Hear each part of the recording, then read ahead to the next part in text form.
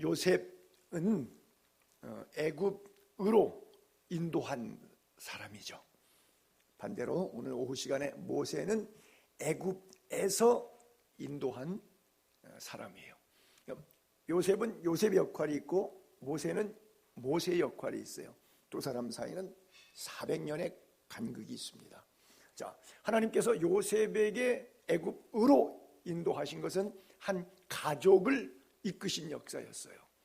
그리고 세월이 400년이 지나서 모세에게 애굽으로부터 출애굽시킨 역사는 민족이 나온 거예요. 무슨 말씀인지 알겠어요? 한 가족이 민족으로 되는 과정 속에서 알파를 요셉을 쓰셨고 오메가를 모세를 쓰셨다고 하는 거예요. 하나님의 위대한 역사의 섭리 속에는 오늘 우리에게도 그 역사의 수레바퀴가 돌아가고 있음을 믿으시기 바랍니다. 그래요. 어떤 것 하나 우연은 없어요. 필연 속에 하나님의 역사의 수레바퀴 속에 담겨져 돌아가고 있는 거예요. 자, 본문 23절을 올려볼게요. 믿음으로 모세가 태어났을 때 그 부모가 아름다운 아이임을 보고 석 달 동안 숨겨 왕의 명령을 무서워 아니하였다 그래요. 자, 빨간 줄에 부모라고 하는 것과 그 부모가 어떤 상태인가, 그들의 부모의 믿음을 표현해주고 있어요.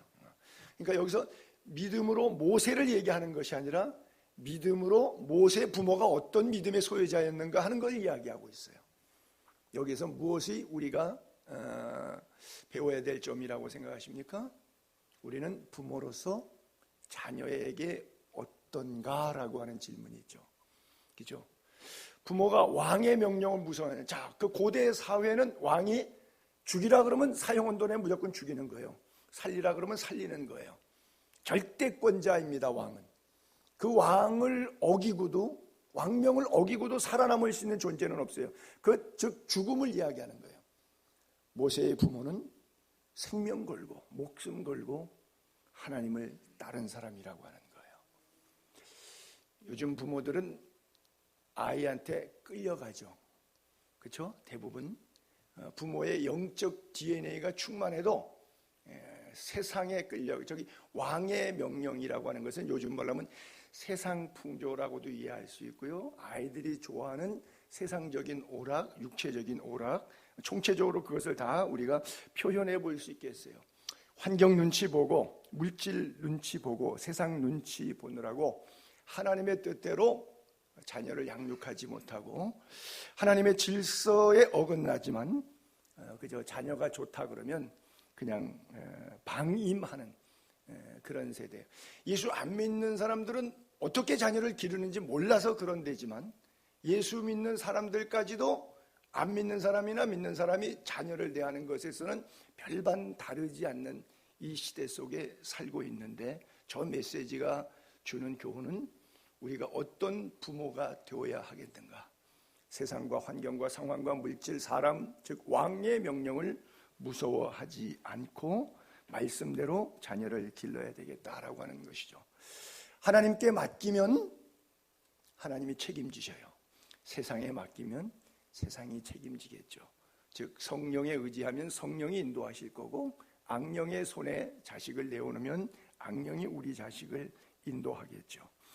이 바로 그 한동대학교에서도 뭐 하나님의 대학을 만들겠다고 해서 모금하는 그 모금 바구니를 갈대상자라 그래요. 모세에게서 카피해 온 거죠. 벤치마킹 해온 것이죠. 그래서 김영길 총장님 부인께서 후원을 모아서 한 달에 한 번씩 엄마들 위해서 다 모아서 교회에서 각 지역별로, 왜 전국에서 학생들이 오니까 뭐 경기 지역, 서울 지역 이렇게 집으로 나눠 갖고 체인을 만들어 갖고 한 달에 한 번씩 어머니 기도회를 만들었어요.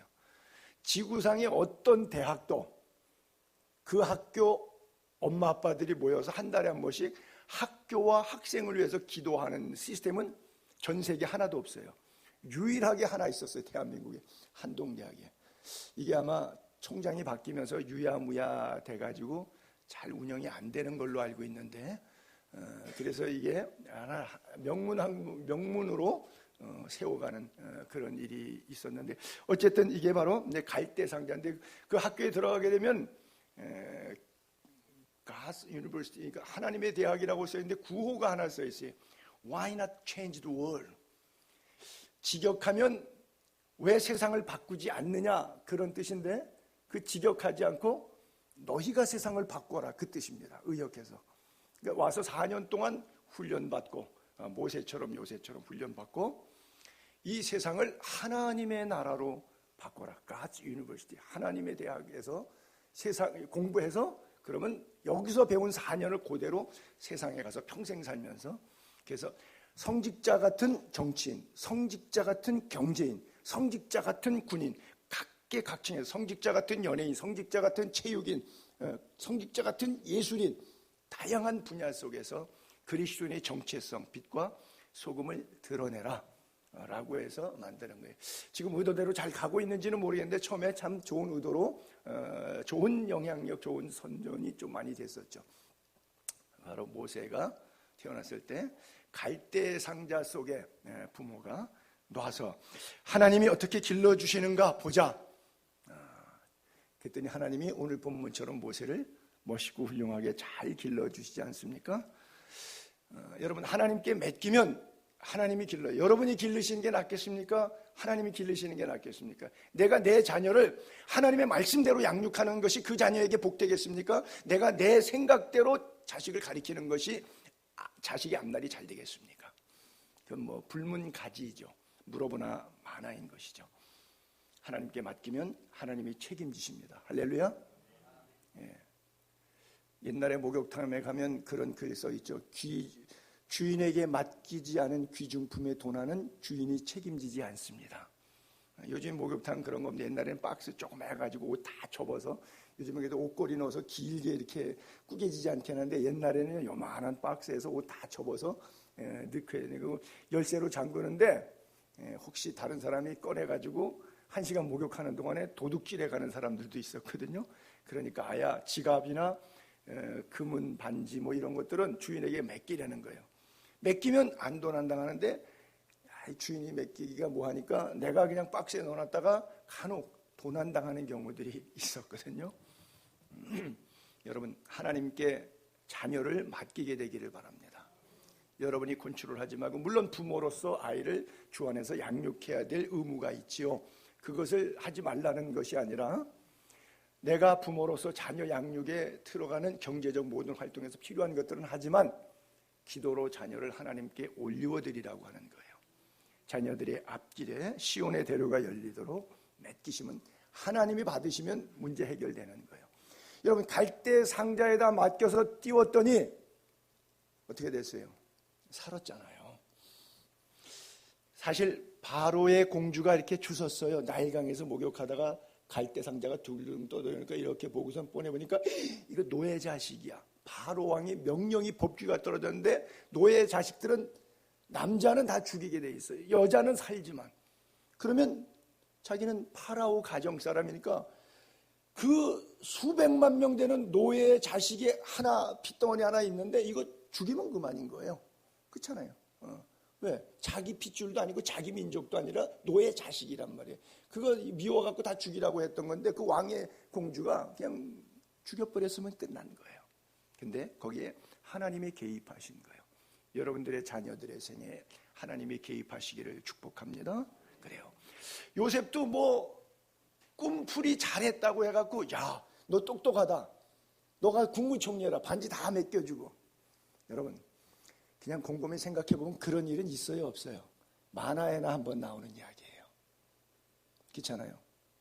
노예 출신이고 감옥에 있는 사람 끄집어서 꿈 한 번 풀었다고 해서 점쟁이 꿈 풀듯이 한 번 풀렸다고 해서 그 무당 같은 애한테 나라를 다 맡기는 그런 바보 같은 파라오가 어디 있어요? 거짓말이지. 새빨간 거짓말이지.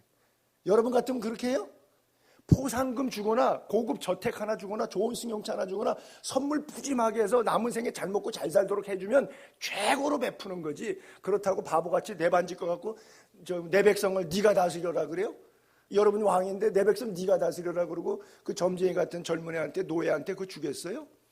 없어요. 안 줘요. 누가 줘요? 이건 뭐예요? 전적인 하나님의 개입하심이에요. 하나님의 선하심이에요. 하나님의 선하심이 여러분의 생애와 여러분들의 자녀 생애 위에 임할 수 있도록 내어놓기를 바랍니다. 그게 뭐예요? 기도로 올리워드린다고 하는 것이죠. 저 당시에 배경에 십부라라고 하고 부하라고 하는 히브리 산파들이 있었죠. 우리가 출애굽기를 하면서 큐티를 보았던 적이 있었는데 금요일날 저녁 때 출애굽기 1장을 한번 볼게요. 그 히브리 산파들인데 거기 이제 물론 그 앞절에는 십부라라고 그다음 십부라 부하라고 하는 이름이 나와요. 근데 그 밑에 17절부터 쭉 보면 산파들이 하나님을 두려워해서 애굽 왕의 명령을 어겼다라고 써 있어요. 여러분, 명령이 떨어졌어요. 근데 안 보이는 하나님은 두려워하고 보이는 왕의 명령을 두려워하지 않아요. 이게 현실적으로 가능한 얘기냐. 그러니까 성경 구절 한 구절 쓱 써 있으니까 읽고 지나갈 수 있지만 이게 나에게 삶으로 적용해 보면 어려운 이야기입니다. 여러분, 안 보이는 하나님 이번 한 번만 봐주세요. 눈 감아주세요. 왜? 보이는 현상, 물질, 제도 힘든 거잖아요. 그러니까 거기 따라 왕의 명령을 어기고 살아남을 인간이 어디 있어요? 근데 산파들은 보이는 것보다 보이지 않는 것에 주안점을 뒀다는 거예요. 여러분들도 보이는 것은 잠깐이요, 보이지 않는 것은 영원한데 하나님 나라에 여러분들의 뷰 포인트, 관점이 거기에 가 있기를 바랍니다. 그랬더니 하나님께서 책임지셨다 이렇게 써 있어요. 맡기면 주인이 책임지는 거예요. 하나님이 그 산파들에게 은혜를 베푸시니 백성은 번성하고 더욱 강해지고 산파들은 하나님을 경외하였다. 경외라고 하는 단어는 두려움이라는 단어와 사랑함이라고 하는 단어가 합쳐진 것을 경외라 그래요. 하나님에 대해서 두려워할 줄 알고 하나님을 사랑할 줄 알았던, 즉 경외하는 마음. 하나님이 그들의 집안을 흥왕하게 하신지라. 세상을 섬기면 세상이 여러분들에게 흥왕을 줄 거예요. 그러나 그 흥왕은 보이는 데까지만 한계입니다. 하나님을 섬기면 하나님이 여러분들에게 흥왕을 주실 거예요. 그 한계는 끝이 없습니다. 그래서 몸을 죽이는 자를 두려워하지 말고 몸과 함께 영혼을 죽이는 하나님을 두려워하는 경외하는 은혜가 있게 되기를 바랍니다. 우리는 이 시대를 살아가면서 히브리 산파들을 통해서 배웁니다. 그냥 단순하게 히브리 산파는 돈 받고 국가에 고용돼서 출산업을 돕는, 요즘 말로 하면 조산원보다 조금 높은 그저 산부인과 의사 정도를 한 거예요. 그러니까 자기가 산부인과 직업을 하는데 왜 이 직업을 자기가 하고 있는지 사명감이 있었어요. 어떤 사람은 일하면서도 자기 일에 대해서 아이고 내 팔자야 하는 사람들 많잖아요. 직업에 대한 천직의식, 이때를 위함이 아닌가. 그렇잖아요. 여호와를 두려워하지 않고 왕만 두려워, 보이는 것만 두려워했던 산파들만 있었으면 끝났죠. 모세는 존재하지 않습니다. 근데 모세가 존재할 수 있었던 것은 하나님의 사람, 자기가 어디에서 어떤 직종에 근무를 하던 하나님이 주신 천직의식으로 사람과 상황과 환경과 돈에 매여 살지 않고 말씀대로 정직하게 살기로 결단하고 헌신하고 그렇게 살아왔던 사람들에 의해서 하나님은 일해 오시는 거예요. 하나님의 역사를 이루어 가신 거예요. 그래서 철저히 우리가 신본주의로 살게 되기를 바랍니다. 오늘 우리 이 시대에 나에게 주어진 직업적인 소명을 통해서 사명의식을 깨닫고 우리도 저 산파처럼 살 수 있기를 바랍니다. 에스더가 그랬잖아요. 이때를 위함이 아닌가. 죽으면 죽으리라 사생 결단하고 주기철 목사님의 일사각오처럼 한 시대를 거룩하게 살아가게 되기를 바랍니다. 바울도 자기에게 주어진 시대적 소명, 선교적 소명을 위해서 내가 교회의 일꾼 된 것은 그리스도의 남은 고난을 내 육체를 통해서 채울 수 있다면 그건 영광스럽게 받아들였어요. 나는 이제 너희를 위하여 받는 괴로움을 기뻐하고 그리스도의 남은 고난을 그의 몸된 교회를 위하여 내 육체에 채우노라. 이것을 위해서 내가 교회 일꾼 됐다고. 하나님이 너희를 위하여 내게 주신 직분을 따라, 자, 여러분들에게 주신 직분은 뭐예요? 목사고 전도사고 장로고 집사죠. 내게 주신 직분을 따라 뭘 하는 거예요? 그것으로 하나님의 말씀을 이루려 함이니라. 할렐루야. 여러분들의 직분 때문에, 여러분들의 삶, 세상 속에서 가졌던 그런 천직들 때문에 하나님의 말씀이 이루어지게 되기를 바랍니다. 하나님의 말씀이 이루어진다는 것은 생명 구원이에요. 하나님 그토록 원하시는 것은 많은 영혼들이 우리 때문에 구원받는 겁니다. 자, 24절, 25절, 26절에 보게 되면 히브리서 기자가 모세를 아주 극찬합니다. 여러분들 이런 칭찬 받을 수 있기를 바랍니다. 자, 보세요. 믿음으로 모세는 이 다음에 커서 바로의 공주의 아들이라 칭함받기 거절하고 하나님의 백성과 함께 고난받기를 잠시 죄악의 낙을 누리는 것보다 더 좋아하고 그리스도를 위하여 받는 수모를 애굽의 모든 보화보다 더 큰 재물로 여겼으니 왜냐하면 그는 하나님은 상 주시는 자임을 믿었기 때문이다. 할렐루야. 모세의 전반전은 요셉도 그렇지만 요셉 같지 못하지만 17세까지는 그러나 나머지 13년 동안의 질곡의 세월 가운데 요셉을 요셉으로 만들어 주셨던 것처럼 사실은 이 모세도 마찬가지. 전반전 30년, 후반전 30년, 연장전 30년으로 이렇게 볼 수 있는데 이 40년씩 세 토막으로 나눠 볼 수 있는데 그러나 하나님께서 그를 모세답게 만들어 가세요. 그래서 전반전 40년 동안은 왕궁에서 화려한 삶을 살았지만 결국은 자기 힘으로 왕자라고 하는 그 권세로 왕의 다음 자의 권세로 민족을 해방시키려고 했어요. 그래갖고 고작 한 게 뭐예요? 살인자 됐어요. 그렇잖아요. 동족끼리 싸우니까 왜 싸우냐고 그랬더니 이 동족이 어제는 애굽 사람을 때려 죽이더니 네가 우리 동족의 재판장이냐? 오늘은 우리 죽이려고 그래? 이 한마디에 그가 살인자가 된 것이 발각되니까 미디안으로 도망가고 말았죠. 그래서 모세의 전반전은 실패였지만 그러나 이제 더 이상 할 수 미디안 광야로 도망가가지고 정말 이빨 빠지고 신경통 온몸에 오기 시작해서 아무것도 할 수 없는 나이 80이 넘은 늙은 노인네가 돼가지고 양똥 뒤쫓아 다니면서 들녘에서 움막치고 이곳저곳으로 이렇게 살던 그 노인네에게 주님이 찾아오셔서 내가 너를 부른다 그래요.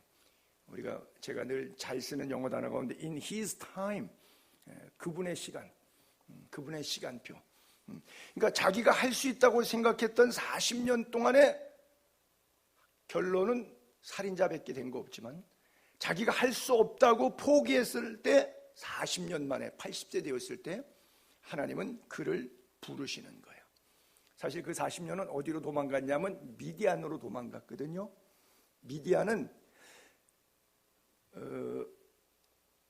아브라함이 세 번째 부인이 그두라예요. 사라가 127세에 죽고 사라가 127세에 죽을 때 아브라함은 137세예요. 10살이 더 연상이었으니까 130세 때 다시 결혼한 게 그두라라고 하는 여자를 얻어갖고 6형제를 낳는데 거기 네 번째 아들이 바로 미디안이에요. 그 후예들이 나가서 살았던 곳이에요. 약 600년 전, 지금 모세 이 시대에 600년 전에 있었던 사건이거든요. 그래서 역시 아브라함의 어떤 씨 가운데 하나라고 볼 수 있겠죠. 그 미디안이 살고 있던 그 백성들 가운데 제사장 이드로의 딸이 7이 있었는데 그 중에 아마 십보라가 가장 좀 특출했던 것 같아요. 그래서 십보라를 장인이 주었죠. 그래서 그 십보라를 통해서 아들을 낳았는데 그 40년 동안 살면서 낳았던 아들 이름을 무엇이라고 진저 여러분 혹시 기억하시나요? 아무도 몰라야 내가 설교할 맛이 나지. 재탕, 삼탕, 사탕을 해도 재밌으니까. 성경 퀴즈대에 나오겠네요. 게르솜. 모세 아들 정도는 아셔야지. 그렇죠? 모세 엄마는 아시죠? 요게벳. 네베게 말고 요게벳.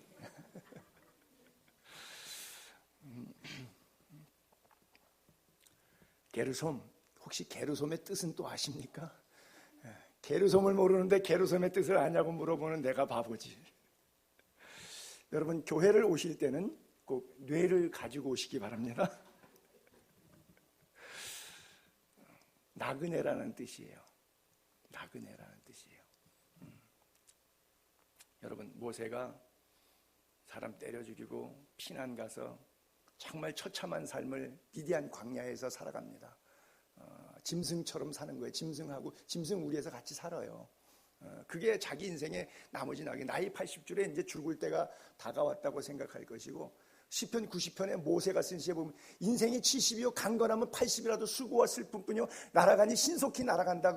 이걸 말한 사람이 모세거든요. 그리고 당대에 모세는 하나님께 특별히 120세까지 나머지 40년의 사역을 위해서 후반전 연장전을 주셨지만 보통 7, 80에 다 죽은 때이기 때문에 그 시대예요. 그러면 자기도 이제 죽음을 앞두고 있다고 느낀 거예요. 그 시편에 90편이 고백 자체가 나와 있어요. 그렇게.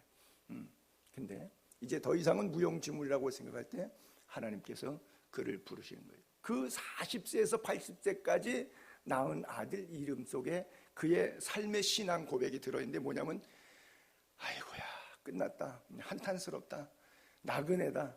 즉 한마디로 인생 무상이 아들 이름 속에 들어가 있어요. 나그네 인생. 인생은 나그네 길. 복음성가에도 나오잖아요. 왔다가 가는데 어디로 가느냐. 그렇죠? 어디서 왔는지도 모르고 뭐 하느라고 이거 살고 있는지도 모르고 언제 세월이 후딱 40년 갔는지도 모르고 나이는 늙어갖고 80이 돼서 이빨은 다 빠져 허리 쑤셔 신경통 와. 근데 갑자기 하나님께서 부르시는 거예요. 대통령으로 쓰시겠다고, 지도자로 쓰시겠다고. 모세가 기가 막히거죠. 히브리서 11장에 보게 되면 우리가 13절에 지나갔었는데, 본향을 사모했던 믿음의 조상들은 전부 자신들을 땅에서 이렇게 표현했어요. 외국인과 나그네라 이렇게 증언하였다. 이런 구절이 있었어요. 믿음의 조상들이 그랬어요. 이 땅 살지만 왜? 본향을 사모하니까 이방인과 나그네와 같이 이 땅에 살았어요. 근데 여러분, 감사하게도 하나님은 우리 이렇게 나그네와 같은 우리들을 사용하심을 믿으시기 바랍니다. 내가 나그네인데 무슨 힘이 있습니까? 라고 생각해서 거부할 때, 하나님, 나는 배운 것도 없고요, 가진 것도 없고요, 돈도 없고요, 아는 것도 없고요, 백도 없고요, 뭐가 이렇게 없는 게 많은지 다 없다고, 할 수 없다고 말할 때 하나님은 그때 쓰셔요. 하나님은 신기하시죠? 뭐 있다고 한참 뻐길 때는 하나님이 안 쓰셨어요. 왜? 그거 있는 것 때문에 뻐겨갖고 일하다가 좌충우돌 죄다 부딪혀나갖고 공동체 힘들어지거든. 그러니까 못해요. 나는 못났어요. 꼭 그런 거한테 엉뚱한 얘기 하나 하면, 누가 그랬어요. 제가 얘기하는 게 아니라 교회에서 목사님들이 그래요.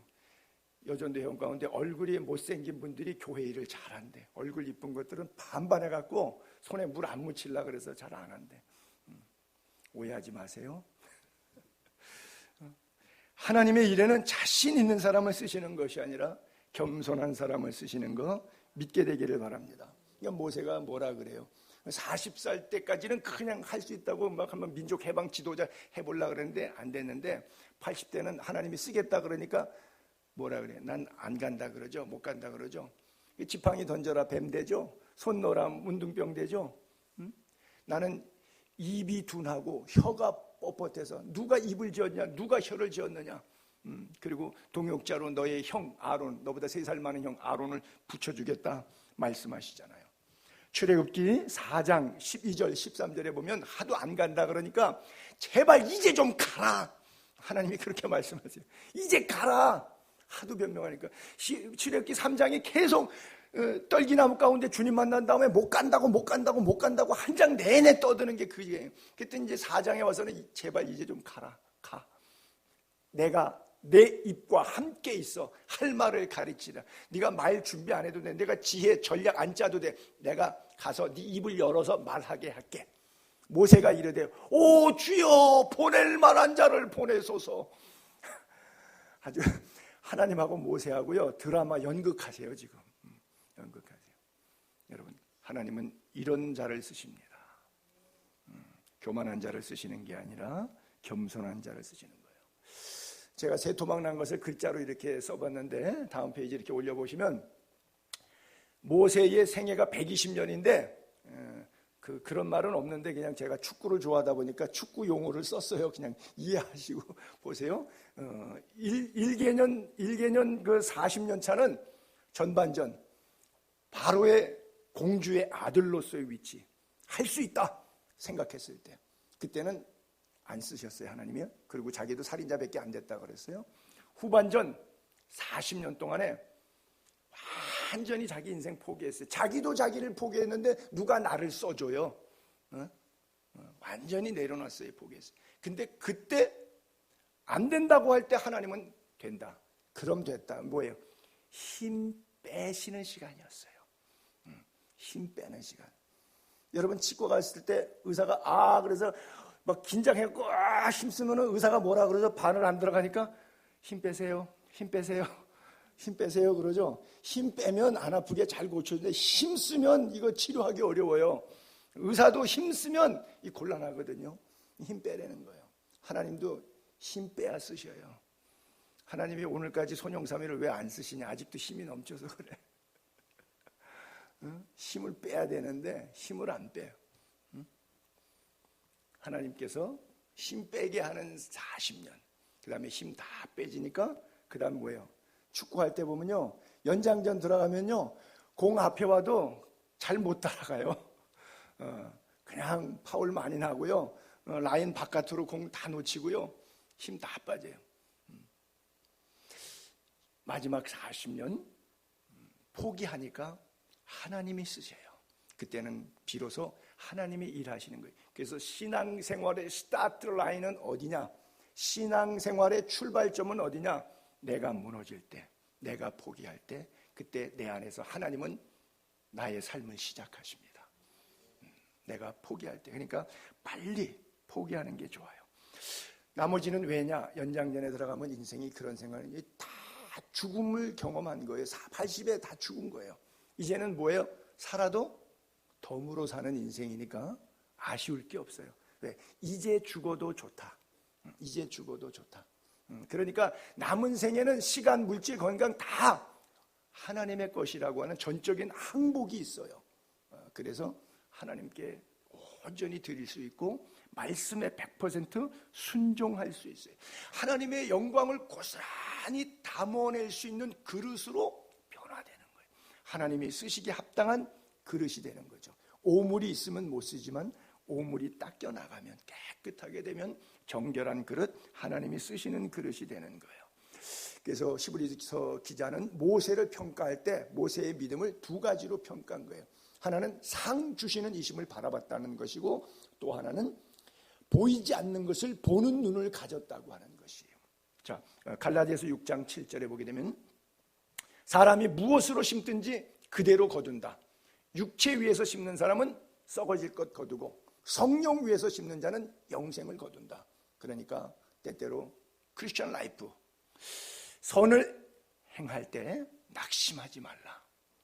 왜? 심은 대로 거두는데 심은 거 나지 아니할까 걱정하며 심히 애탈지라도 우리 주님 마지막에 추수하실 때 비록 눈물로 씨를 뿌리지만 기쁨으로 단을 거둘 때를 주시는 거예요.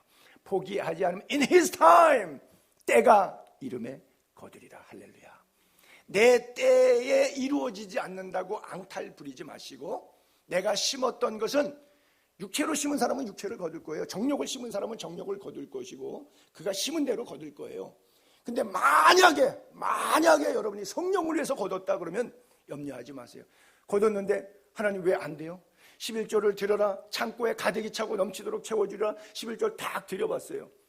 왜 창고 안 차요? 이러고 in his time으로 하나님의 때를 기다리지 아니하고 요구하지 마시고 하나님의 때를 기다리는 거예요. 왜? 하나님하고 지금 딜하고 장사하는 게 아니잖아요. 내 믿음을 보겠다는 거예요. 물질은 뭐죠? 은사라 그랬죠. 그렇죠? 그리고 물질은 뭐죠? 삶의 신앙의 고백이죠. 그것을 통해서 하나님과 재물을 겸하여 섬길 수 없기 때문에 너가 교회 나와서 신앙생활하면서 하나님께 헌신한다고 하는 물질과 충성과 봉사 모든 것이 공력이 불타 없어지는 것인지 안 그러면 그대로 남는 것인지 그 타이밍을 골라가실 때, in his time을 조절하실 때 그 속에서 진정성이 드러나니까 그때를 기다리는 거예요. 왜? 때가 이르면 반드시 거두신다 말씀하셨기 때문에 그래요. 또 27절에 보게 되면 믿음으로 애굽을 떠나 왕의 노함을 무서워하지 아니하고 보이지 아니하는 자를 보는 것 같이, 즉 상 주시는 이 때문에 그가 참을 수 있었는데, 그리고 또 하나가 보이지 않는 자 하나님이죠. 하나님을 보는 것 같이, 이걸 코람 세오라 그러죠. 하나님 앞에서 우리가 범죄할 때 누가 보면 도둑질 못하죠. 범죄 못하죠.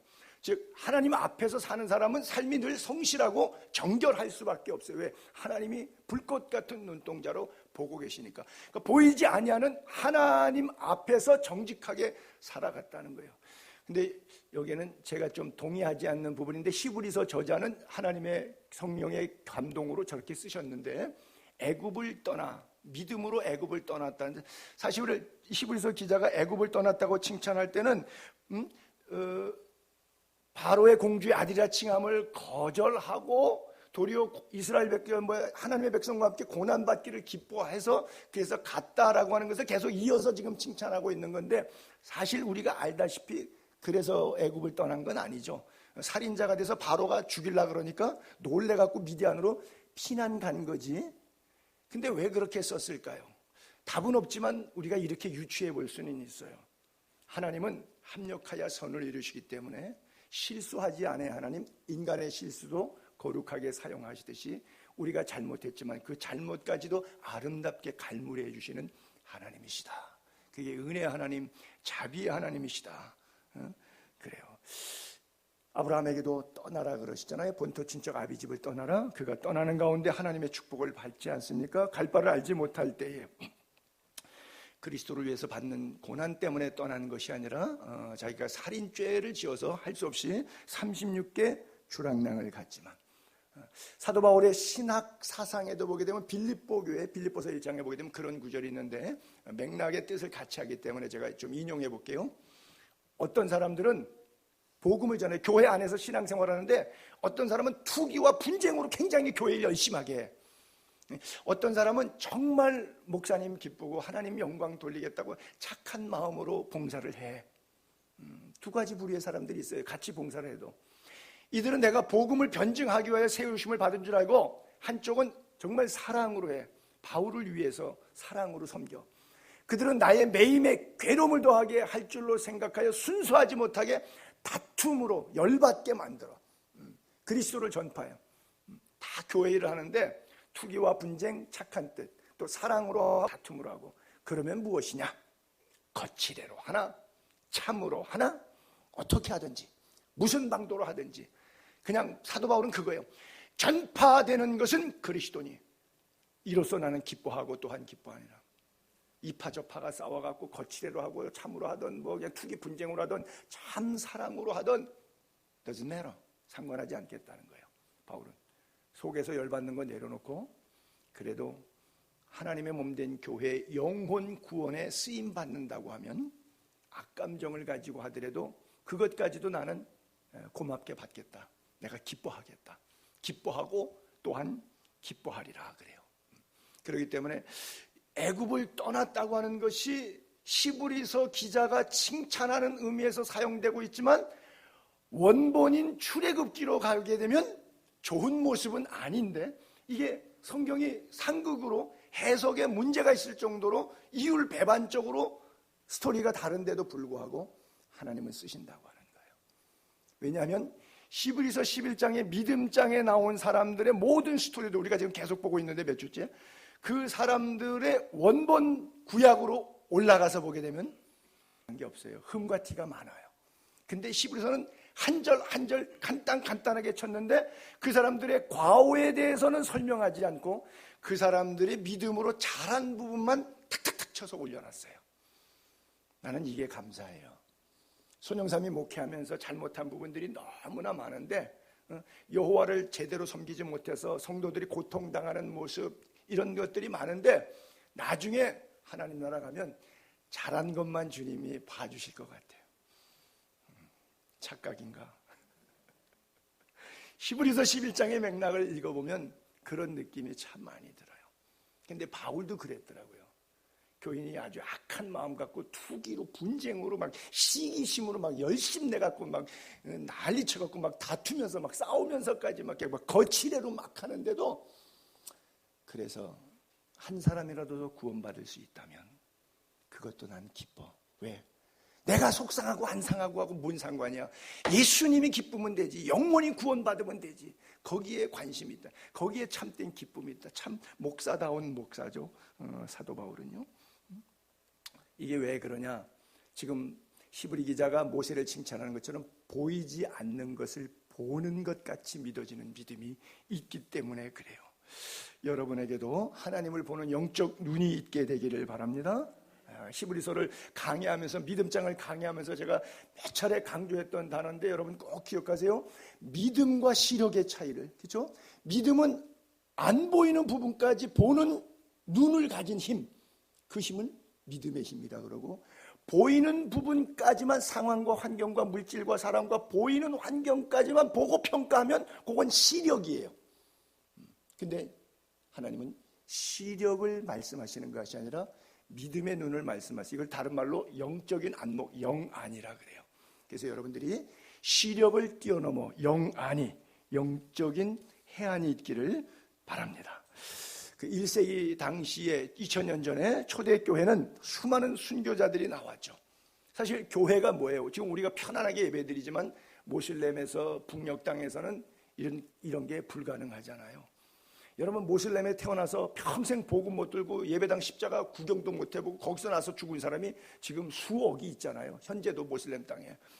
예를 들어서 북녘 땅에 2000년도 태어났어요. 지금 2020년에 나이 20살 될 때까지 성경책, 교회, 목사 이런 단어 자체가 존재하지가 않아서 들어보지 못한 인민들이 2천만 명 있잖아요. 북녘 땅에 현재 우리 같은 이 땅 내에도 이런 사람들이 있잖아요. 교회는 예수 그리스도의 십자가의 피, 사도들의 피, 믿음의 선진들의 피 위에 세워진 거예요. 피 흘림이 없이 세워진 교회는 없습니다. 우리가 어느 날 아무나 그냥 교회 개척하고 목사 안수 받고 이렇게 상가 빌려서 모여서 예배하다 보니까 이게 너무 값싼 은혜로 전락돼 갖고 믿음의 순수성을 많이 잃어버렸는데, 복음의 본질은 그렇지 않아요. 피 속에 있는 거예요. 그래서 제 설교 속에서도 가끔 제가 자꾸 들여다보면서 놀라는 것이, 내 설교에 피가 묻어 있는가, 보혈이 있는가, 예수 그리스도의 십자가의 정신이 묻어 있는가. 안 그러면 원맨쇼 리사이틀, 장소팔 고춘배, 누구야, 만담하듯이 그냥 이야기하고 떠들고 지나가는 것인가 고민스러울 때가 참 많아요. 1세기 때 성도들이 너무 비참하게 순교를 당하니까 배교하는 사람들이 많아요. 참고 헌신하고 봉사하고 헌금했는데 순교만 다 당해. 변화가 없어. 복이 없어. 그러니까 배교하는 사람들이 많아요. 베드로가 마지막에 죽기 전에 베드로서를 통해서 이렇게 표현하죠. 베드로전서 1장 7절에 보게 되면, 너희 믿음에 확실하다. 믿음은 확실한 거야. 불로 연단하여도 없어질 금보다 더 귀한 거다. 너희들의 믿음이 그렇게 귀한 거야. 예수 그리스도께서 나타나실 때에 칭찬과 영광과 존귀를 얻게 할 것이니라. 상 주시는 이심을 바라보게 만들기 위해서 설교의 포커스를 지금 베드로가 그렇게 이야기하고 있어요. 예수를 너희가 보지 못하였으나 사랑하는도다. 이제도 보지 못하나 믿고 말할 수 없는 영광스러운 즐거움으로 기뻐하니 믿음의 결국 곧 영혼의 구원을 받음이라. 그래요. 힘들어서 배교하는 그들에게 믿음, 이건 확실한 거다. 절대 배교하지 말고 끝까지 견뎌서 다 구원받아야 한다. 그래요. 마지막 28절과 29절에 하나의 케이스 스타디를 두 가지 얘기를 했는데, 6월절 피 뿌리는 것과 홍해 바다를 건너갔던 출애굽의 사건, 10번째 재앙의 마지막 재앙이 장자 죽음 재앙인데, 이스라엘 백성은 가축이나 장자가 죽지 않았고, 애굽 백성은 장자와 바로의 큰아들까지 포함해서 가축까지, 심지어 집에서 기르는 페트 애완용 개의 첫 새끼까지 하나님이 몽졸이 죽여버렸거든요. 그래서 그 피 뿌리는 예를 정했다. 이 장자를 멸하는 자로, 장자를 멸하는 자가 여호와의 죽음의 칼을 들고 있는 여호와의 사자들이죠. 그 여호와의 심부름꾼들이 그들을 건드리지 않게 하려는 것이다. 이게 뭐예요? 예수 그리스도의 십자가죠. 그렇죠? 6월절 피 뿌리는 것, 골고다의 예수 그리스도의 십자가를 통해서 하나님이 우리의 생명을 해하지 않고 사망에서 생명으로 구원시켜 주셨다고 하는 거예요. 이 믿음을 이야기하고 싶어서 히브리서 기자가 이 얘기를 꺼내서 설명을 하고 있는 거예요. 그리고 또 하나 더 보충 설명했던 것이 6월절 피 뿌린 열 재앙을 통해서 드디어 출애굽했을 때 제일 먼저 3일째 당했던 어려움이 진퇴양난. 장례식 3일장 다 끝나고 노예들이 200만 명, 300만 명 나가니까 3D 업종의 일을 애굽에서 누가 할 거예요? 그 대왕국에. 다시 가서 노예 붙잡아 오자. 추격전 벌였는데 앞에는 홍해바다, 첩첩산중, 뒤에는 바로의 군사. 아이고 이제 죽었구나. 왜 우리를 광야에서 죽게 하냐. 이러고 원망 터질 때 기도하고 지팡이를 내밀어서 홍해를 육지같이 건넜어요. 근데 애굽 사람들은, 믿음이 있는 사람들은 다 건너갔지만 이스라엘 백성은, 믿음이 없는 애굽 사람들은 따라오다가 빠져 죽었다고 하는 거예요. 즉 천국은 믿음으로 가는 거예요. 끝까지. 마지막 홍해바다 건너고 요단강 건너가는 것은 믿음으로 가는 거예요. 그래서 사도 바울은 고린도전서 10장에 이걸 고린도 교회에다가 설교할 때 이렇게 예로 들어서 설명했어요. 형제들아, 나는 너희가 알지 못하기를 원하지 아니하노니 이중부정은 강한 강조법이라 그랬죠. 그렇죠? 너희가 알지 못하기를 원하지 아니하노니, 반드시 꼭 기억하고 알고 있어야 돼. 핵심이다. 그 얘기예요. 우리 조상들 다 구름 아래에 있었고 바다 가운데로 지나며 홍해바다 건넌 것이죠. 모세에 속하여 다 구름과 바다에서 세례받고 홍해바다를 건너간 것을 죄로 말미암아 세례받아서 죄의 몸이 죽고 의의 몸이 다시 깨끗하게 물 위로 올라오는 것으로 비유로 설교를 했어요. 우리가 구원받는 것을 바다에서 세례받고, 그리고 나서 신령한 음식, 신령한 반석, 이게 뭐예요? 만나와 메추라기 먹고 반석에서 생수 마셨잖아요. 그랬더니 그게 뭐냐? 곧 그것은 그리스도라 그랬어요. 우리 주님이라는 거예요. 여러분, 모세가 갈대 상자에서 구원받은 것처럼 우리도 나무 십자가에서 구원받은 겁니다. 우리도 예수 그리스도로 말미암아 구원받았어요. 그렇다면 모세가 상 주시는 이심을 바라봤던 것처럼, 그리고 보이지 않는 하나님을 보는 믿음으로 시대를 살아갔던 것처럼 동일한 은혜가 저와 여러분에게도 있기를 주의 이름으로 축복합니다. 기도하겠습니다.